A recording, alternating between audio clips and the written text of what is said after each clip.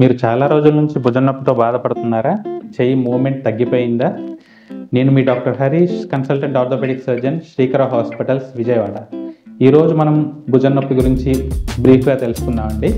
చాలామందికి చాలా నెలల తరబడి, సంవత్సరాల తరబడి భుజం నొప్పితో బాధపడుతూ ఉంటారు. Especially sugar పేషెంట్స్‌లో.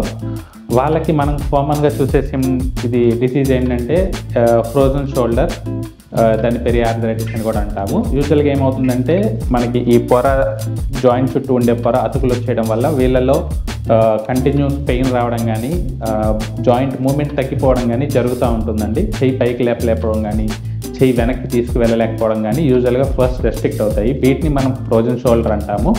సో దానికి తీసుకోవాల్సిన జాగ్రత్తలు ఏంటంటే, ఫస్ట్ ఆఫ్ ఆల్ మనం ఫిజియోథెరపీ స్టార్ట్ చేసుకోవాలి.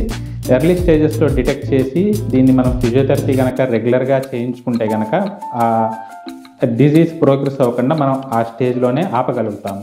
సో మెయిన్ ఫిజియోథెరపీ, చాలామంది నెగ్లెక్ట్ చేస్తారు ఫిజియోథెరపీ చేయడం అనేది. సో ఫిజియోథెరపీతో దీన్ని మనం కంప్లీట్గా రికవర్ చేయొచ్చు. దాంతోపాటు సైమల్టేనియస్గా మెడిసిన్స్ కూడా తీసుకుంటూ ఉండాలి.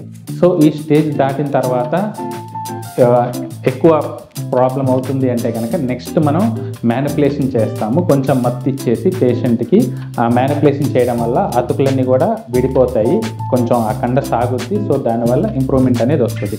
సో వీటిని మనం యూజువల్గా డయాబెటిక్స్లో 90% డయాబెటిక్స్లో, నాన్ డయాబెటిక్స్లో కూడా ఒక 10 to 20% కేసెస్ చూస్తాము.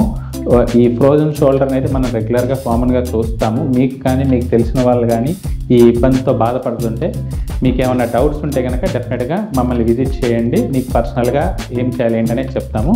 Thank you for watching.